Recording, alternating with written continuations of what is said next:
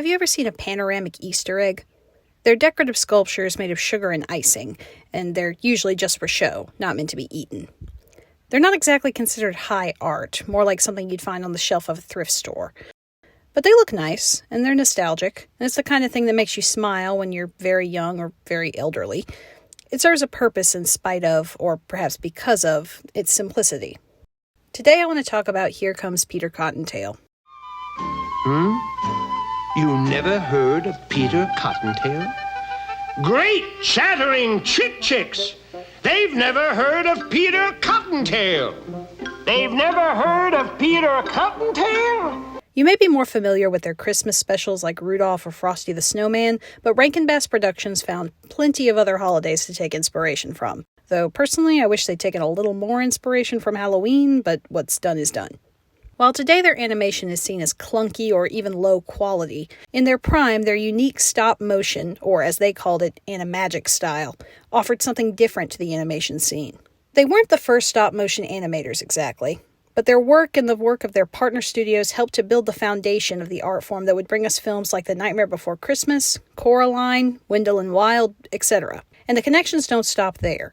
The creative teams behind these films were made of industry leaders that are still shaping the world of animation to this day.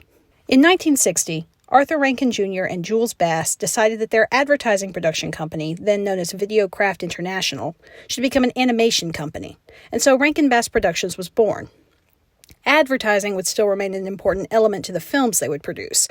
While they did create a number of feature-length films, the majority of their work was TV specials, which were often sponsored by companies like General Electric. Presented by the General Electric Company. Even with sponsorships, however, animation was and is an expensive way to make a movie. That'll be $3,000.04, including tax. Oh, but we don't have any money. So how did they do it? Well, if you've watched more than a few Rankin-Bass specials, you might have noticed a few voices seem to show up again and again. No, sir. A baby. Oh, is that all? A baby. A silly snowman. Once they come to life, they don't know nothing. Come to life? While they frequently chose big names for their narrators and main characters, smaller roles were played by a repeat cast of Canadian actors from RCA Studios. At the time, the decline of radio popularity in the U.S. led to a shortage of available voice actors, and labor costs in Canada were also a bit lower. Which leads us to the second reason they were able to stay in production.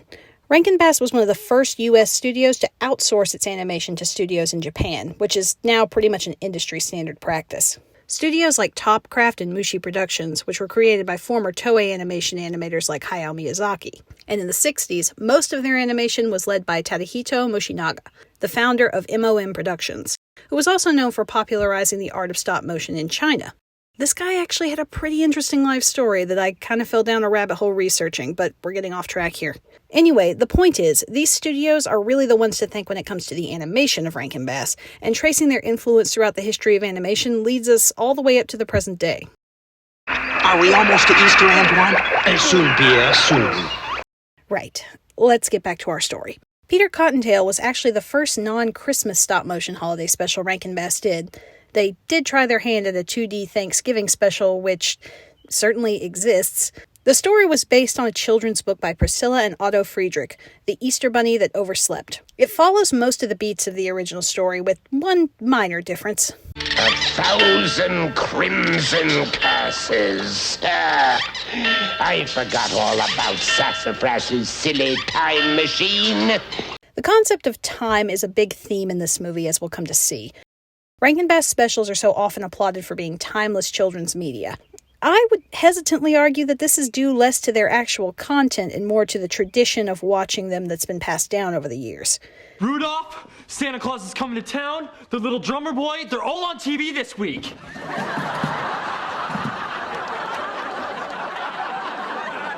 We can watch them! Yeah, we can wear our PJs and eat gumdrops and drink Kool-Aid. Hooray! Yeah! This is not a criticism.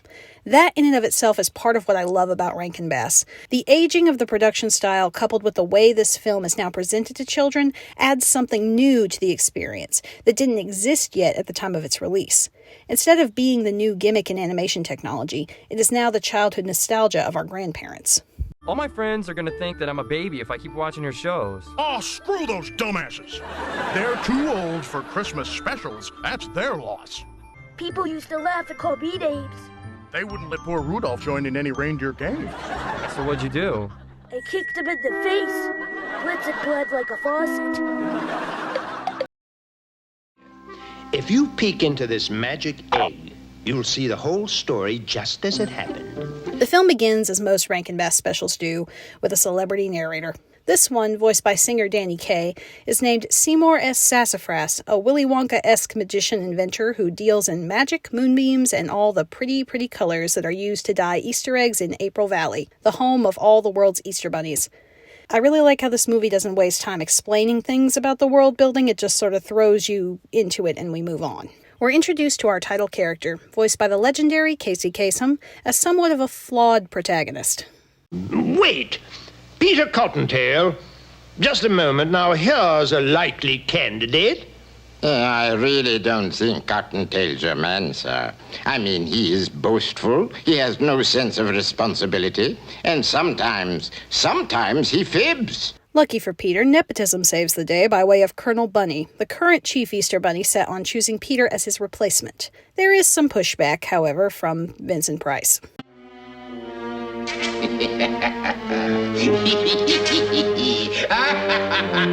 Montresor! Montresor! Away! Away! What can I say about Vincent Price that would truly do him justice? He's the king of horror, the prince of darkness, and most importantly, a legend in animated villainy, rivaled only by the likes of Tim Curry. Oh, I love it when I'm nasty. January Q Irontail is a simple villain with simple motivations. Years ago, a small child roller skated over my tail. Since then, I have had to wear this artificial one made of iron instead of having a nice, fluffy white cottontail like that Peter. Since that time, I have detested all children. But then, why be Easter Bunny? To get even. And that's really all the complexity this story needs. In fact, I'd argue that the true antagonist of the film is Peter's own poor qualities that he has to overcome.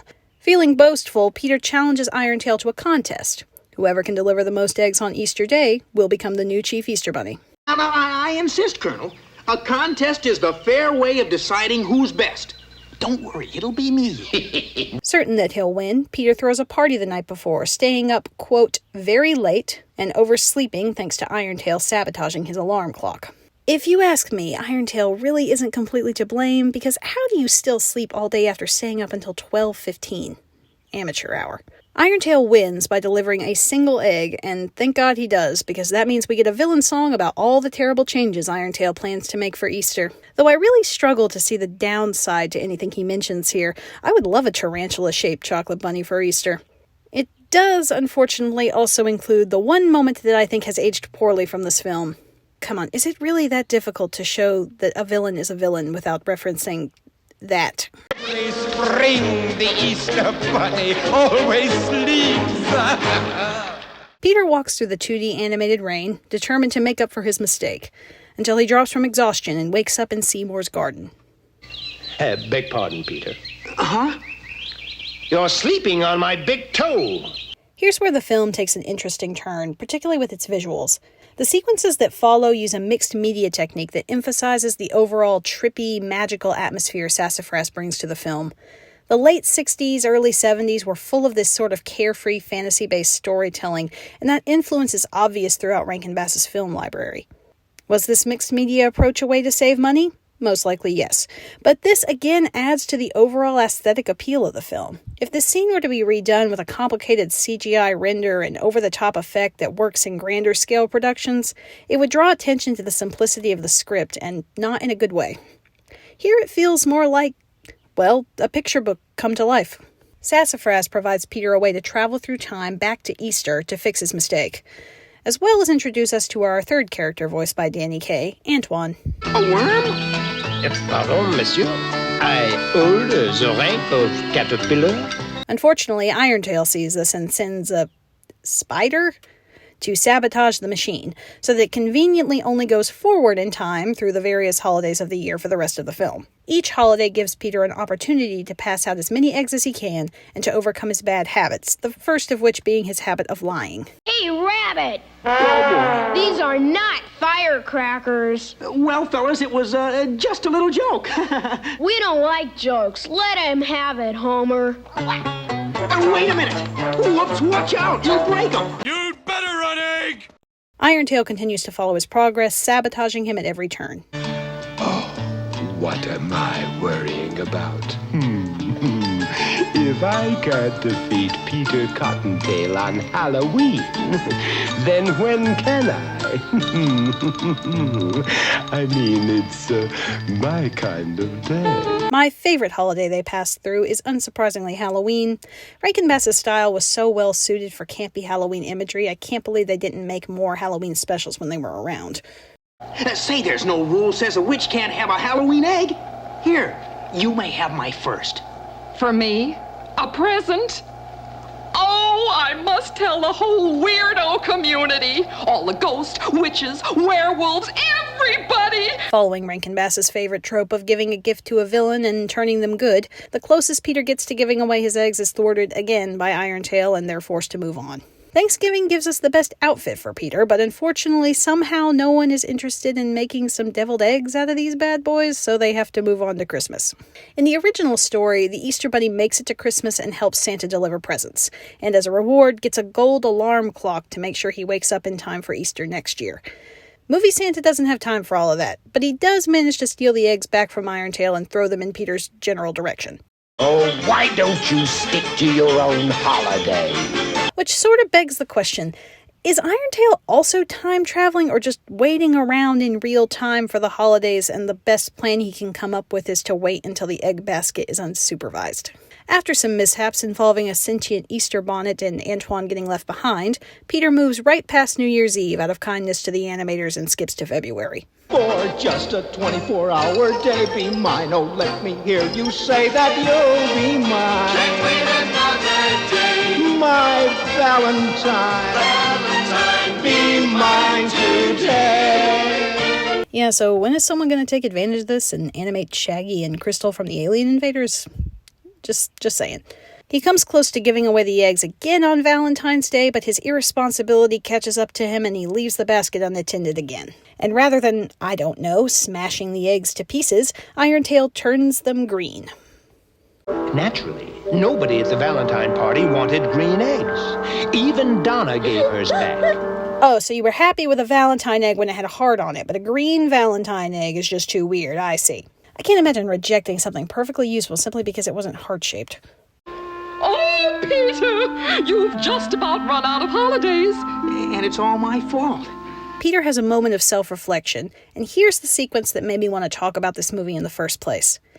Rankin-Bass is remembered for two things: their jerky, doll-like animation style, and their trippy music video sequences, and both of them are in full form in this movie. The hopping, playful melody beneath Danny Kaye's smooth vocals really suits this dreamy sequence, and we again see this simplistic mixed media approach that is so sugar-coated and nostalgia-inducing that you feel as if you've fallen asleep and woken up inside a greeting card. That's the real heart of this film.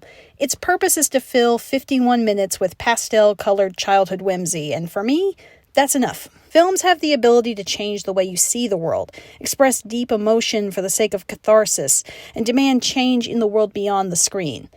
They also have the ability to make you smile and say, "That's really cute." This also has its place in the art world. Not every meal needs to sustain you, and not every film needs to be a masterpiece.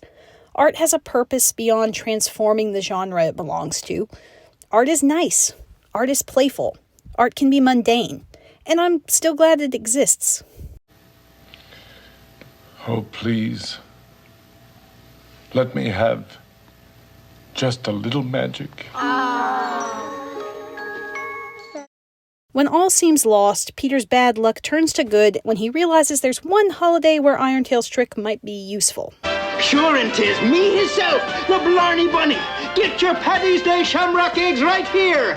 Free for the asking they are, and as green as the Emerald Isle all the way through. And that, for once, is no fib.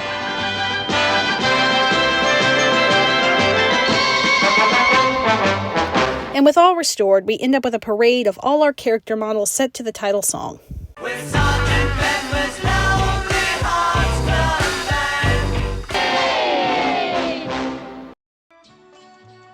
Thank you so much for watching. If you enjoyed my take on this cute, boring little film that I love so much, please leave a like and subscribe for more generous takes like this one. Happy Easter! But it was an accident, sir. The child didn't mean to. I don't care!